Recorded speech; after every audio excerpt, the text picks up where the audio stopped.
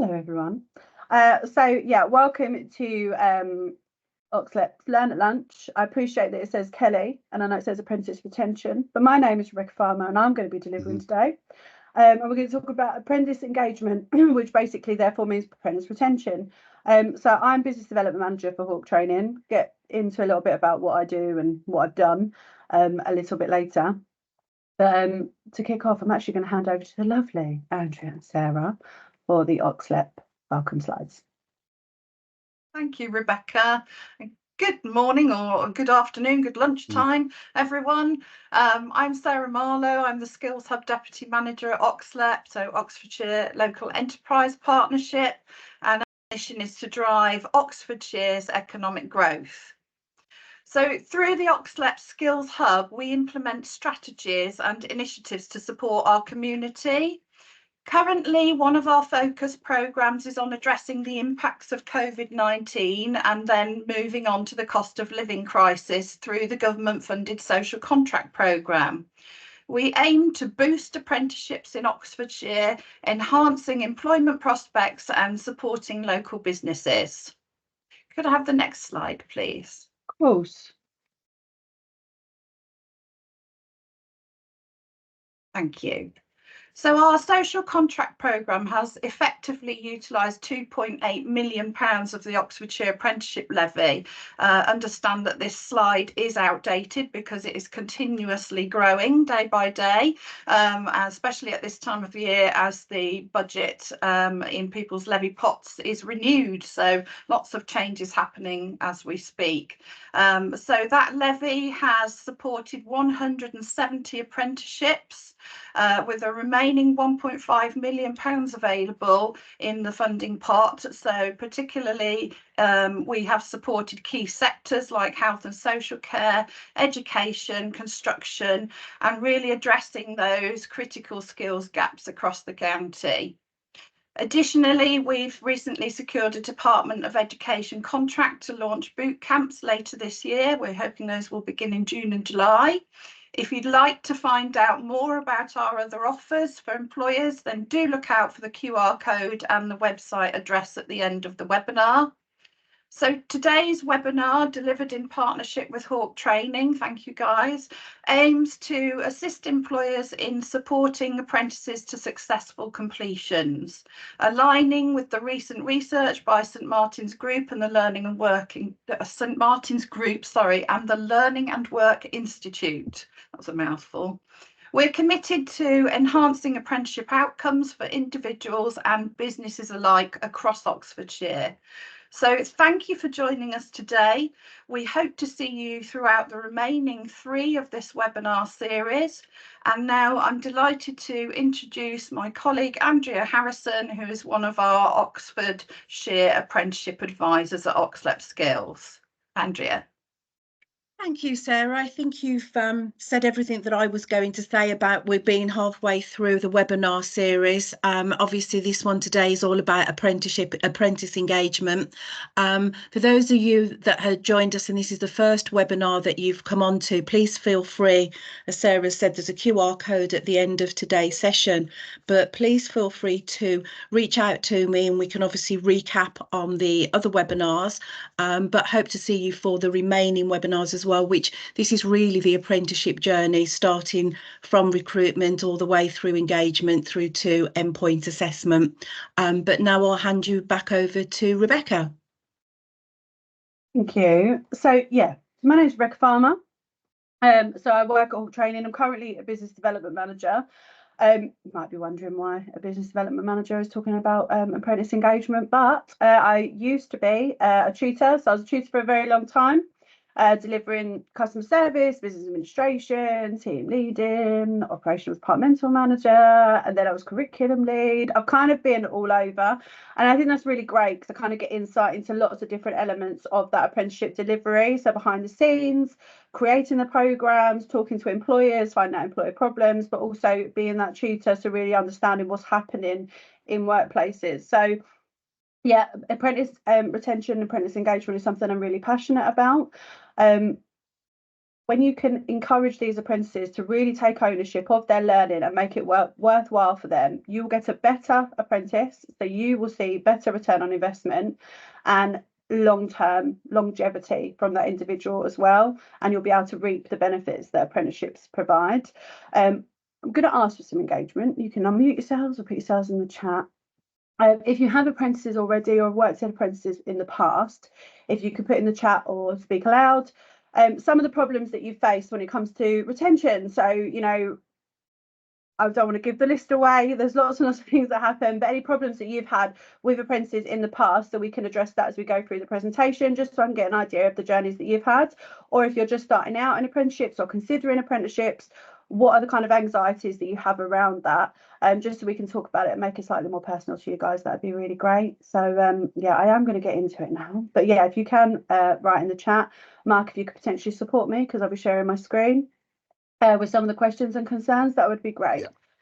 Yeah. So let's get into it. So when we're talking about encouraging ownership of learning, this can be, as I say, it's really essential for all apprentices to feel like this is theirs. So it's more of that, this is my apprenticeship, this is my learning, this is my career, this is my journey. Because if they have that ownership, they become more passionate about it. I can honestly say that anything I've done in home, work, life, everything, if I feel like it's my choice and it's something that I'm in control of and it's for me, I'm going to be more invested, right? Rather than feeling pressure to do something or there's no alternative. So this helps and is crucial for personal and professional development, because this is what we want. This is why we take on apprentices. This is why we want apprentices. We want people to have that professional development in their chosen career.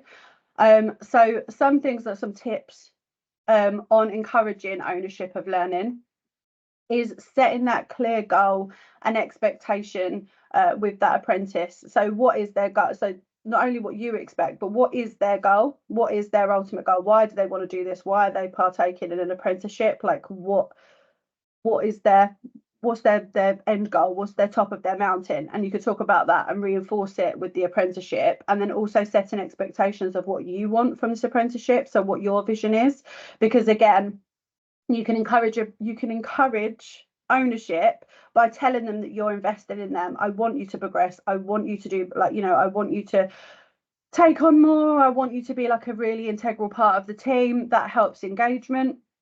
Encourage self-reflection, get them to think about where they're at right now, their starting points, their end points, where do they envision themselves, you know, some of the challenges they're facing, you know, to really help to sort of bespoke and contextualize that apprenticeship, provide choices and decisions. So, you know, again, it's so important for you to feel like you're in control, right? I mean, maybe I'm a control freak, I don't know. But it's nice to feel like you have decision and choice over yourself. And it's important for apprentices to feel like that. So opening up those opportunities to them, talking about some of the choices they have, some of the career journeys or aspirations they may potentially have, that constructive feedback piece. It can be uncomfortable sometimes. I'm sure most of you are happy delivering constructive feedback, but it can feel slightly uncomfortable, because constructive feedback is talking about the things that maybe aren't working so great and how we're going to change that. And that's what makes constructive feedback constructive. It's not about critique. It's not about telling them just what you're doing wrong and then walking away. It's saying, yes, this is your development points. If you want to be X, Y, Z, this is where you're at the moment, and this is where you need to be. So let's create a plan for that. And again, encourage that independent problem solving. Sure, there's line managers or operational managers or senior leaders here where you're kind of thinking, I wish people would make a decision for themselves. Come to me, not with just the problem, but come with me to the solution. This encourages that. So, you know, ask them if they've got a problem or if they've got a concern or a challenge, ask them what the solution is. What do you think? Okay, that's the problem. So, oh, I'm not sure if I can commit to this. Okay, so what's the alternative? How can I help you to be able to commit to this program? What can we do to put in place? And really sort of answering those questions.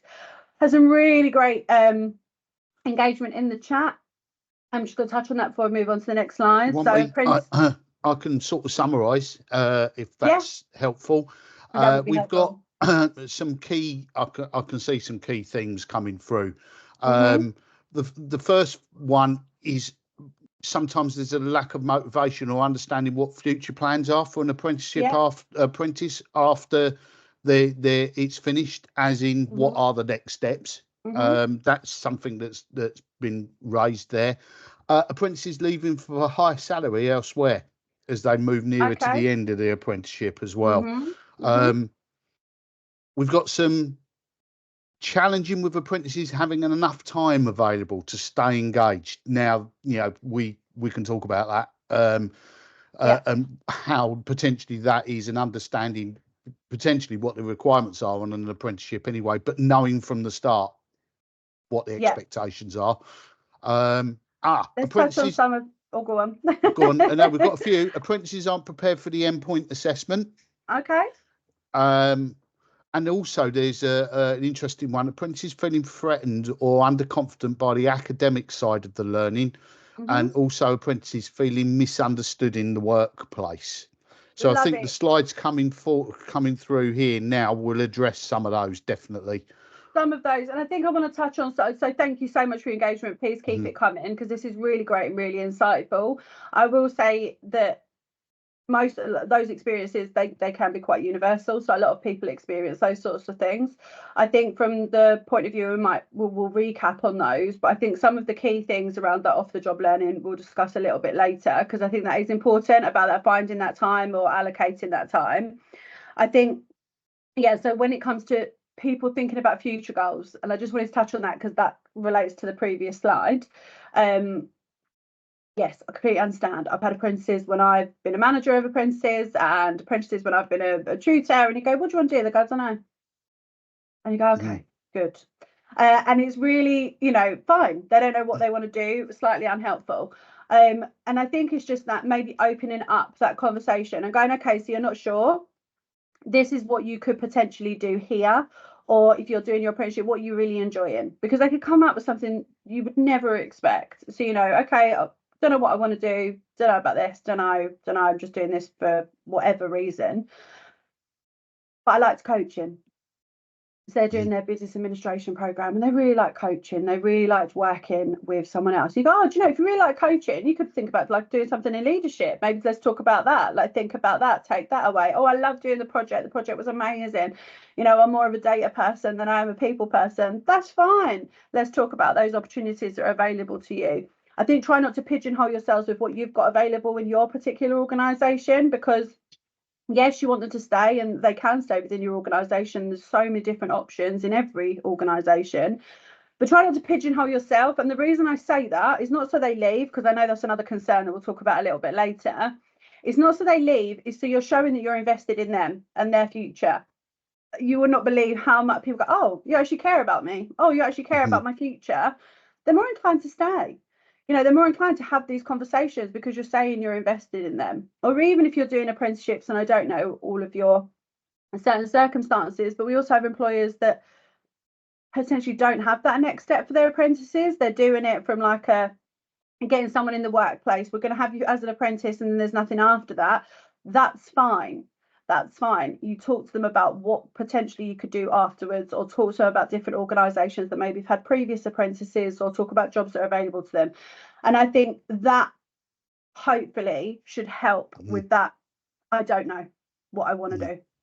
I don't know. I'm just doing this because, hopefully that should answer that question and give it a go. See if it helps and see if you can get a bit more than, I don't know why I'm doing this and I don't know what I want to do later, because that is frequent. So the reason that apprentices benefit from this, and again is to reinforce that engagement and kind of get them on board, is that they get real world skills. So within their apprenticeship, no matter what the qualification or what they're doing, it will encourage better communication skills. Okay, so every single apprenticeship will encourage that, being able to talk in a group, being able to participate in discussions, sharing their thoughts and opinions in a professional way. Doesn't matter what job you do, that is essential. You need to be able to communicate. You need to be able to communicate effectively and professionally in whatever job you do. It encourages teamwork. Again, doesn't matter what the apprenticeship is. They are going to have to work in a team. They're going to have to work with stakeholders internally and externally, depending on that job. And it really helps with those transferable skills that they can say that they have those.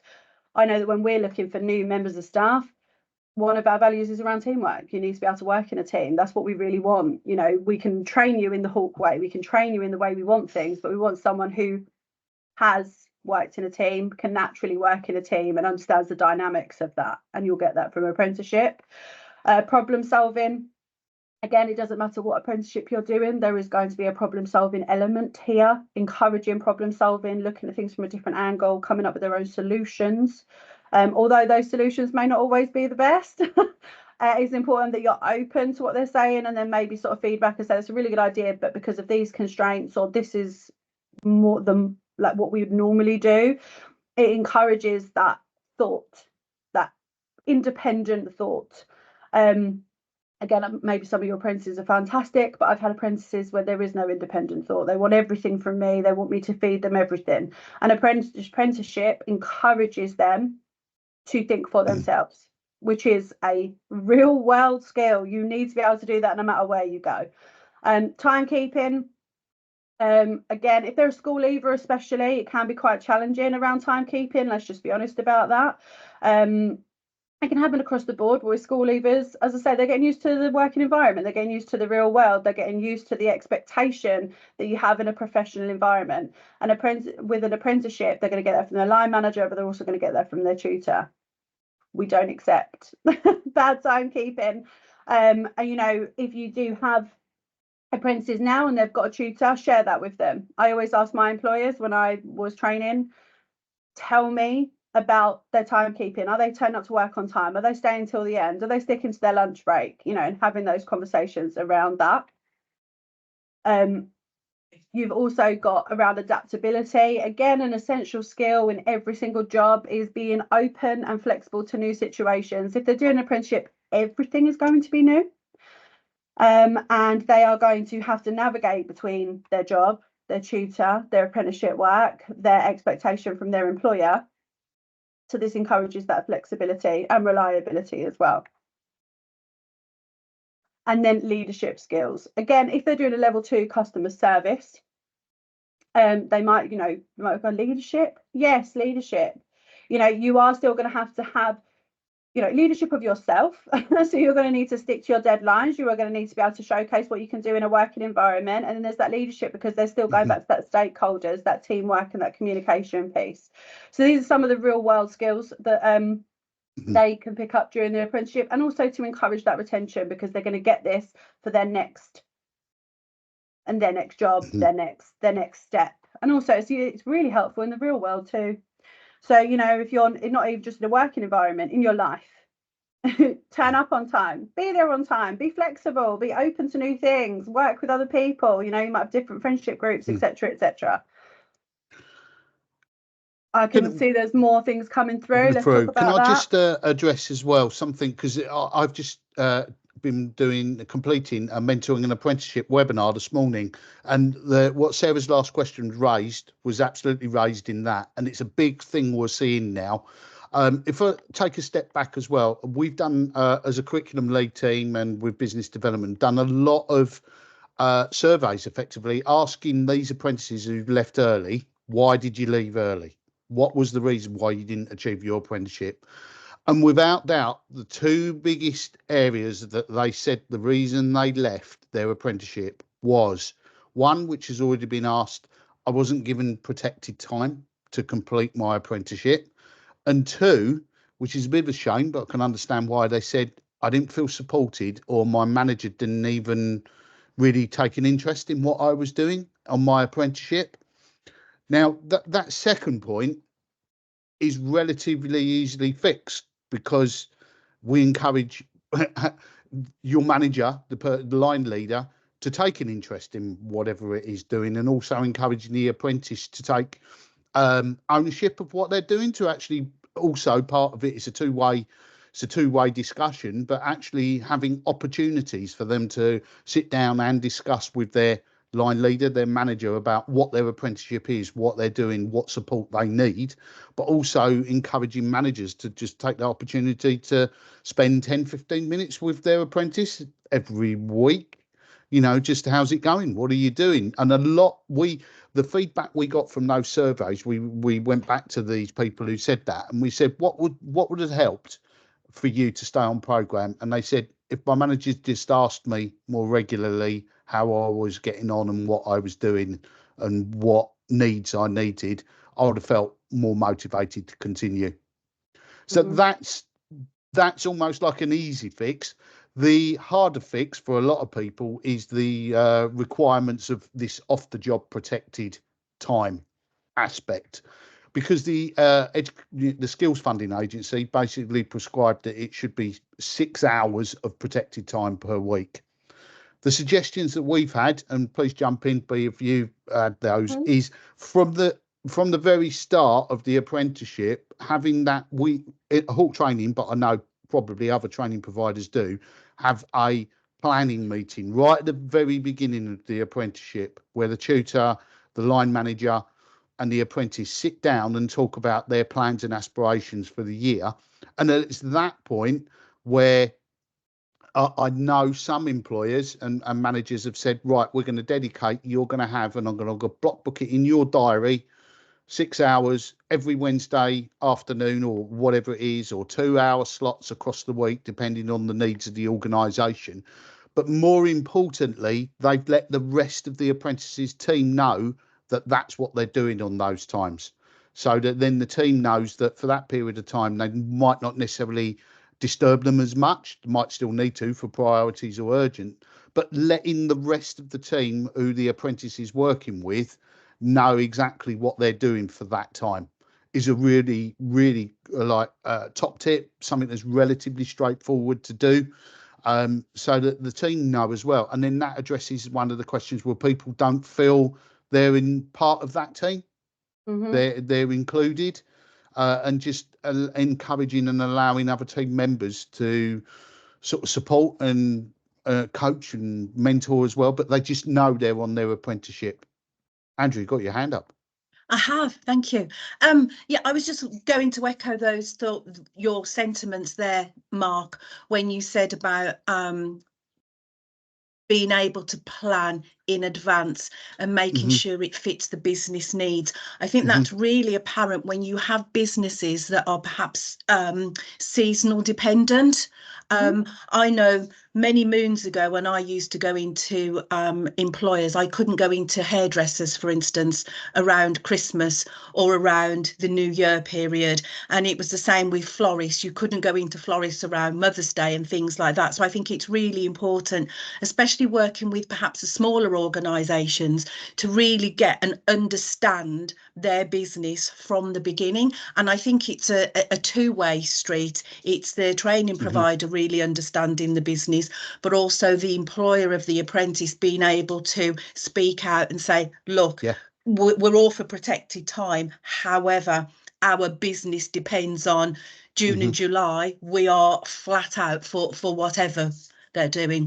And then that's setting that plan at the very beginning. Absolutely, expectation. yeah. So it may be what I know we do. I'm hoping other independent training providers do it, or training providers do it, is right, okay, for that period of time, we know you've told us we're going to be busy. We're going to have limited contact with you at that time, but we'll, plan before and after. So overall, the balancing of the hours and the contact all balances out, but you're going to have peaks and troughs, which you always have in any organisation as well. But I can't emphasise enough the need to plan at the front and set expectations at the front. It's so important. Then everyone fully understands, and then the apprentices feel engaged and listened to as well. Yeah, I am going to move on to providing opportunities, but I think this is really important. I'm going to talk about something that slightly controversial, maybe an elephant in the room, but I do like to do this. So I have been this line manager. Okay, so I know I work in apprenticeships now, but a line manager who goes, I don't care. And I know that sounds really awful, but it happens, okay? Especially when you have peak times. You have a line manager and you're the apprentice lead, and you say, yes, we're going to bring on these apprentices. One of your team members is going to be an apprentice. And the line manager goes, very nice, but they don't give them any protected study time because they don't see the benefit in it. It doesn't happen.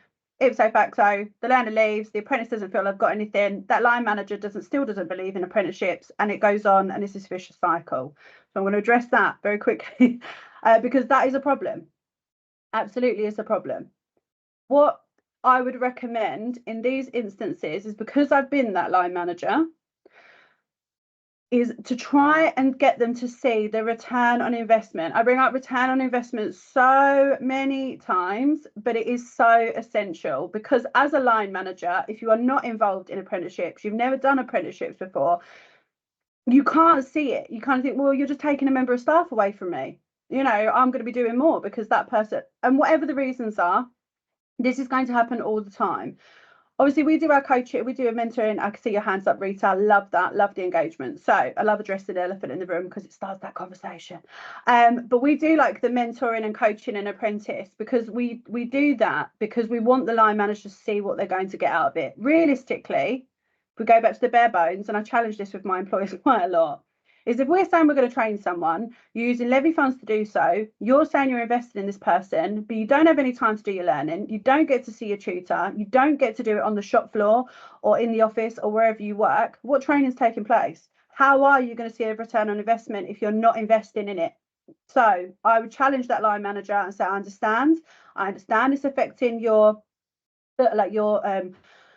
employers, to like your team's time. I understand that. Do it for 3-4 months, feedback to me. Okay, just do it and see what happens, because once they start to see that time they're putting aside, they are getting a better, highly trained, confident, competent member of staff, they'll get it. They'll start to understand. It is a line manager's duty, it is your manager's job to be critical. I have found they care about the delivery, they care about their KPIs, they care about what they're doing. So it's really, really important. The most key relationship, and I could talk about me as a business development manager, we could talk about tutors, we could talk about curriculum. The key person in this is their line manager. If you have a line manager who's on board, you are winning. Okay, so yeah, so it's about that. Yes, we're investing in the apprentice, we're talking about apprentice engagement today. Without the line manager, a lot of the things that I've spoken about can't happen. Ipso facto, you lose an apprentice. Okay, so it's that line manager, that is your bread and butter, that is your golden ticket to seeing these apprenticeships work. Rita? Is my microphone working? Yeah, we can hear you. Oh, that surprised me. So my experience, I absolutely totally agree with what you've just said. I think getting the line managers on board is absolutely key, because I was involved in the nursing apprenticeship program from the very beginning here in Oxford, and I found that one of the initial big barriers was a sense of, well, what are you sending these people to me for? Yeah. And I found that when I got into discussions with managers about the profession itself and the quandary we're in, which is that we need more nurses, and it's going back to that idea you have about, you know, return on investment, that it's about having very honest, open conversations, real conversations, to say, look, this is the workforce we're trying to create. I'm speaking particularly from the health sector point of view, but, you know, also reminding line managers, employers, that of their responsibilities too, that if they want to have future employees and leaders, they've got to put that investment in, and so presenting it as a win-win situation for all parties. And as you were talking, I was remembering a particular line manager who was very, very resistant to the idea of nursing apprentices, but actually became a convert in the end, because they had staff who came back, you know, came back into full-time positions once they completed the program. And I think there is a case to be made for thinking about, you know, yes, we're trying to achieve this at local level, but what are we actually trying to achieve nationally as well, in terms of upskilling or you know, our employees. So yeah, I just wanted to say that that is a very real and real distinct kind of issue to be aware of, I think, with engagement. And I think it's not to avoid it. Be open to it. I think being open to this challenge, again, as we're talking about like retaining apprentices, be open to challenge, be open to these problems, because the only way you're going to be able to solve them is being open to them. Just to give you context, I was a manager in a retail environment. Okay, so from a retail KPIs, I care about my KPIs. I want to bring that money in. I want to be doing a good job. So to have someone off the shop floor, I wasn't massively supportive of. And as I say, and it's important to be honest about that. But once they started to go off the shop floor and started to do this training, they come down, their product knowledge has improved, their confidence has improved, they're coming up with solutions to problems which I never had before. They're kind of just taking ownership of their jobs and like, oh my God, now I've got time to go and do something that I wasn't doing. And again, you start to see that. And once that penny drops with a line manager, your apprentice engagement will improve because they'll see it. And you just need to get them to see it. And the only way they're going to see it is when they see their performance improve. So, and can I just add on? Sorry, just to add, because you're just gonna just start addressing providing opportunities. Yes. Just relating to what Rita said in the chat as well. Two things have sprung out to me, and I can only encourage your organisations to do it. What we have found that is really motivational for apprentices more than anything else is to speak to existing apprentices or apprentices who have just completed. Because no matter how much as a manager, as us as training providers, there is nothing more powerful than hearing what somebody has actually completed and achieved and done themselves. And we've encouraged that with a lot of our clients, and to get existing apprentices in at the very beginning of the program or towards the end, or even a celebratory event at the end where you get a guest old apprentice or an apprentice who's on it to talk about their experience. That is really motivational for apprentices. And the other thing, some organisations will do it, but if you don't have that in your training providers, try and consider doing it. Something called what we call action learning sets. But basically, it's an almost no more than an hour meeting, online, face-to-face, whatever you want, where apprentices who are all going through the apprentice at the same time, not necessarily in your same organisation, from different organisations, can talk and discuss and their experiences and share. Is that peer support that you could get from other people, knowing that somebody else is going through the same scenario that you're going through as well, is really powerful. And we've introduced at the Hawk at the beginning of this year, and you know, some of the apprentices, they're all from all walks, all different organisations, not all the same but they're going through the same apprenticeship, and they're sharing what they're finding, they're sharing tips, you know, they're building a network, and that's really powerful to keep people your apprentices engaged. I would say if you could look at forming or creating something like that within your organisations, it's a really powerful piece to keep your apprentices motivated as well. There's nothing better than knowing that somebody else is going through the same pain you are. I was about to say, and also seeing that other people are still engaged, like so seeing other people engaged makes you engaged, right? You know, like if you're seeing something and someone's getting really something really, go, oh, what's going on over there? You see a crowd, you wander over, you want to know what everyone else is up to, and those action learning sets help to encourage that, and they talk about their problems. And then just to sort of go back to this as well, is that providing the opportunities. So an effective apprenticeship, so not an apprenticeship, an effective apprenticeship is when an apprentice has the opportunities to apply the skills they learn. And it's kind of what I touched on earlier around that. Oh, okay, we're doing training, you know, we're going into training, we're going to do this. They don't get any time, they don't get to do it, they don't get to practice it, and it doesn't happen. Is not effective, and that apprentice won't see the benefit, and they'll go. And again, going back to that line manager, they don't see it. So give them the opportunity, give them the chance, let them see things. You know, sort of volunteering for new projects. What can they get involved in? You know, it doesn't have to be. They really. So I'm trying to think of some examples, because I don't say not in a real way, but it is a real way. But you know, like when.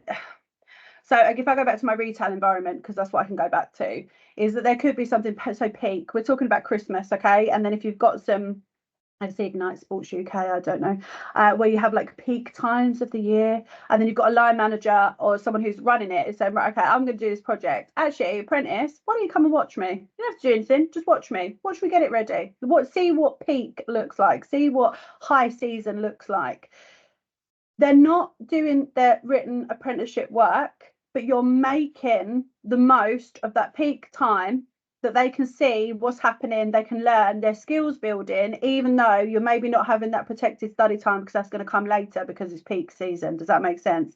and letting these apprentices see new things and inspiring something in them. They might hate it, they might not enjoy what you're doing, and that's okay, but it's giving them the opportunity to find the things they enjoy. This again encourages that longevity, that investment from them, that engagement from them, for them to invest in their apprenticeship. Go, oh yeah, I really like that. Well, tell me more about that. What does that look like? How would I do that? What do I need to do that? And it starts those conversations.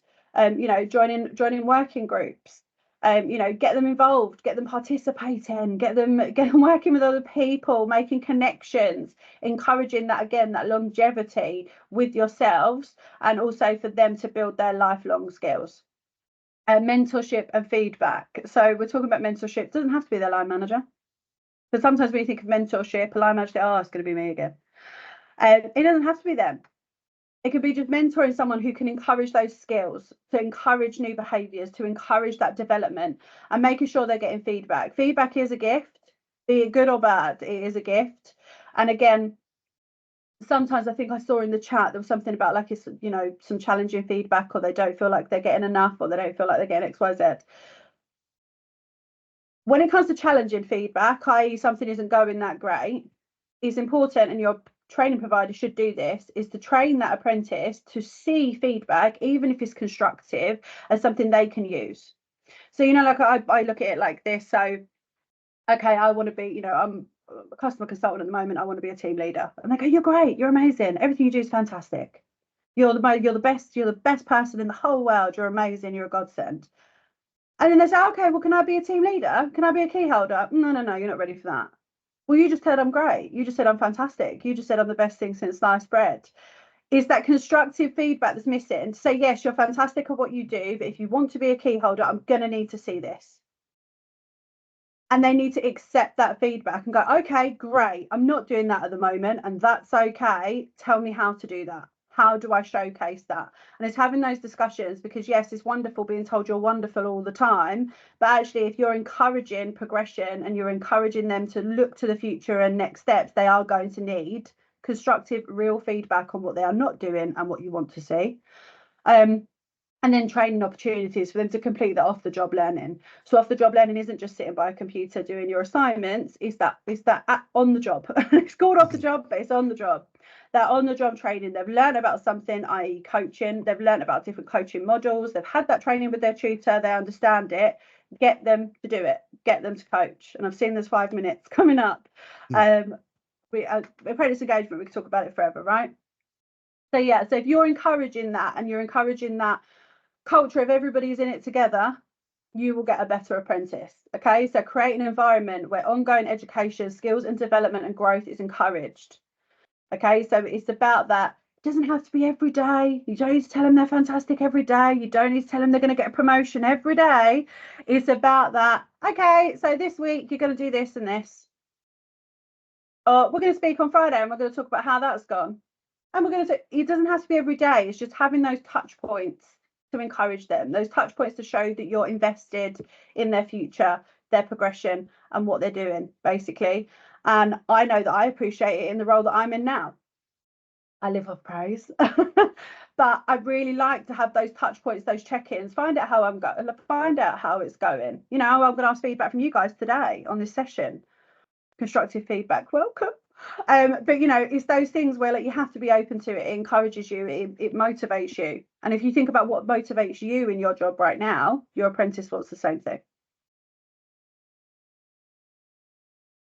So continuous learning, we are looking at leadership support. We touched on that with the line managers and the apprentice leads and the team as well. The learning resources available to them, you know, from your apprenticeship provider, whoever your provider is, those learning resources there, and also from you guys, your internal learning resources, your handbooks, your guides, your instructions, everything. Feedback and reflection, learning opportunities, recognition and reward. And we haven't spoke too much about recognition and reward, but letting someone know they've done something new and they've done really well, and that you tell them they've done really well, will encourage more from them. They want more recognition. Even if you're not a praise person, I know I am, but there's some people that hate praise. That's okay. They still want to know they're doing a good job. It's just, it might not be in the case of praise. They might say, that was a really good KPI. And they'll go, oh, amazing. You know, it doesn't have to be necessarily a personal thing. It could be just on results, but it's for you to know who that apprentice is and how they work. So I know there's some still unanswered questions. So Mark, I'm going to ask you to go through those, the ones that we've missed. But before you bring up that, I just want to say we're going to talk about the other questions and comments, but I want to say thank you so much for your engagement today. It is so important.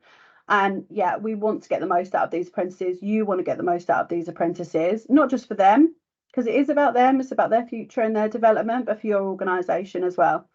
So to maintain those apprentices, keep them on board, will ultimately give you more long term. So what questions have we not answered, Mark? I think there was a question about apprentices leaving for higher salary elsewhere. Yes. Yeah. Yes. The So danger that of apprentices. So that is a challenging one, okay? Because obviously, yeah, they've left for something, you know, better. Maybe not better, but higher salary, blah, blah, blah. I would have that conversation with them. You can't stop someone from leaving. It's credit, as means, you know, to the person who's getting that, where people are like, oh, I've done this apprenticeship, I've got a better job now, I'm getting more money, bye. You want to talk to them about why they're leaving. What is the reason for you leaving? Talk to me about that. It can't just be, you know, it might just be for salary, but what is it? And have that open discussion with them. What could be available if they're getting close to the end of their apprenticeship? Is their new employer taking up that apprenticeship and keeping them going, or are they giving up that result to go somewhere else? Have that discussion with them, open, honest conversation about why that's happening, and talk about potential solutions. I think the side that, you know, I guess is credit to your training, by the way, is not, I know you don't want to see them go, I know you want to see that retention, but that retention disappear, but yeah, credit to your training that they've built all of this confidence that they're actually, oh, I'm going to go somewhere else to get more money.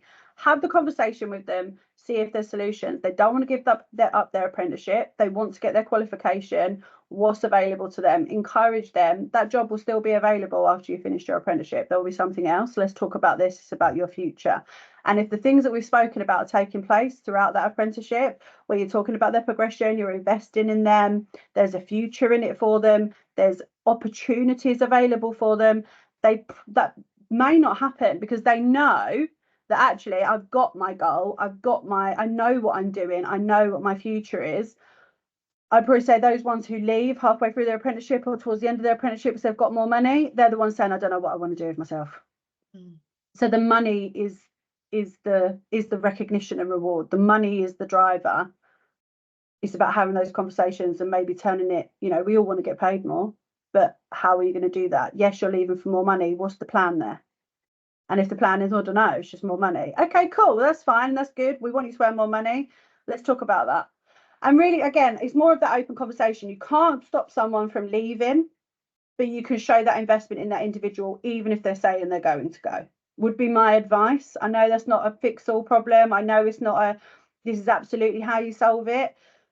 But that is what I would say. Just have that conversation with them and turn it more into a future conversation rather than an immediate quick fix because they want more money an hour, which I totally get. But if I know that if I stay 6 months, I'm going to get more than what that job's going to be, then I'm going to stay. So yeah, it's those conversations. I see some hands are raised. I hope you agree. So Andrea or Sarah, I can't remember who put their hand up first now. We'll start with Andrea. That was Sarah. Oh, I don't know. I was just going to echo what you've just said there about you know, you can't stop somebody leaving for more money. Absolutely understand that. But I know, again, going back to when I worked in apprenticeships, one of the most successful employers that I went into had pinch points throughout the apprenticeship programme, and it was discussed in the beginning. You are on a 2-year apprenticeship at this pinch point, whether that would be the technical qualifications or completion of functional skills, you will have a salary uplift. And it really kept them in line with the employees of the company, and they were also included in the salary increases for the employees of the company as well. And I think that from a recruitment stance is really important. If you can build that into your apprenticeship offering so that they know it, because we all know the basic apprenticeship rate is not fantastic at all. Yes, people are learning, but people also need to live and to to carry a household. I think that's really important if you can build that into your offer from the beginning, the different uplifts that will take place throughout the course of the apprenticeship. Thank you, and I agree. As I say, those touch points, again, you're investing in that person. You're investing in that person's future. You want them to stay. You're showing, look, we care about you. We want you to stay, and that can be so motivational, sometimes more than cash money. But obviously, in that example, they're actually getting that sort of financial reward as well. Sarah? Thank you. I just really wanted to reiterate what you were saying, Rebecca, because in Oxfordshire, the take up of new positions for apprentices rather than completion of their actual apprenticeship is quite high. Often people are offered better salaries, you know, different conditions for them to move to, but I think it's really important that their line manager really understands how to talk to them about the value of that qualification to them in the future, for their future career, for their CV. You know, that I don't think often that people think about that immediately when somebody's saying I'm moving for more money. You know, it is really valuable as a longer term investment in their own career to stay on and complete that apprenticeship. But as I say, it's quite a problem across Oxfordshire, so I'm really grateful that you're covering that today. Thank you. Thank you. And thank you, for all your participation. I think I'm going to bring it to a close. I'm going to ask for feedback in a minute, but I can see there's been some comments around older apprentices. Yeah. Okay, so they're not all school leavers. Fine. Great. Love that. It's about that maybe returning to the workplace, returning to the workforce. They've had some time off. They maybe want a career change. It could be for anything. Okay. When it comes to older apprentices, there's no difference. For me personally, there's not a lot of difference. They're still looking for that investment in themselves. They're probably going to be more open to career conversations because, as I say, there's a reason they're going back to build their skills. There's a reason that they're looking to do training. I know that when I do training now, being older, there's a reason. Otherwise, I wouldn't do the training. When you're a school leaver, you're going to do the training because that's the door that's open to you. This is what's available. So, you know, here, take it. When you're an older apprentice, is that there is a purpose to this. There is a reason for this. Find that reason out. And I like the expression pinch points. And then have those pinch points to talk to them about, okay, how's it going? Do you feel like you're achieving that? What's the plan? What's going on? Talk, you know, and it's the same across the board. I found you do tend to get quite better retention from older apprentices, but you sometimes get a lot more breaks in learning, maybe gaps in learning, and maybe not turning up for those visits. And that's more of the check-in point from that perspective. I would say from experience, the sort of maybe disappearing for a little while, I used to see more from my older apprentices. Again, touch points, pinch points. Hiya, haven't seen you for a while, disappeared on me. What's going on? Talk to me about it. What's happening? Let's talk about this. Okay, that's going on in your life, XYZ, whatever it is. So your younger apprentices is more about encouraging them to think about their future and showing them that this is an opportunity and this is for their career. The older apprentices is to reinforce, why are you doing this, and being more open to those more challenging problems that come from when you are older. So that break in learning, that flexibility piece, that being empathetic to some of their home situations, whatever it is, you tend to get that. Okay, because you can have mums, people with kids, people go through separations, people are live on their own, whatever it is, it's more to do with that. Thank you so much, Ben. So those of you that are still here, I'm going to bring it to close. I appreciate them over time. Feedback is a gift. If you could scan that QR code and give us some feedback on today, that would be great. And thank you so much for your participation and your engagement today. I've really enjoyed it. So thank you so much. Thank you so much, Thank Rebecca, you. for yet another great webinar. The webinar, no pressure on Mark, but the webinar, I believe, on the 8th of May, Mark is delivering. And that's all about apprentice resilience. And I know you're going to be covering the 5 pillars in that, Mark. And we'll look about mentoring and how that can support in developing apprentice resilience. Yeah. So, like I say, absolutely no pressure, Mark, from none at all. the last 2 that Rebecca has delivered. But I hope to see everybody on that webinar. Unfortunately, I know Sarah can't be there, but look forward to seeing you all on that. And constructive feedback afterwards, I would imagine, Mark. Yeah, definitely. I hope so. Absolutely. No, I will be sending out to participants today the slide deck from today. Once I've got everybody's emails, those will be sent out. But really, just thank you very much indeed, Rebecca, and everyone that's attended today. Another really informative session. Thank you. Thank you so much. And yeah, thank you. Well, again, participation is key. It makes it so much more effective. So thank you so much, and have a great rest of the day. Thank and you, everyone. Squeeze in some lunch and a sandwich, guys. Yes. See you very soon. Thank you so much.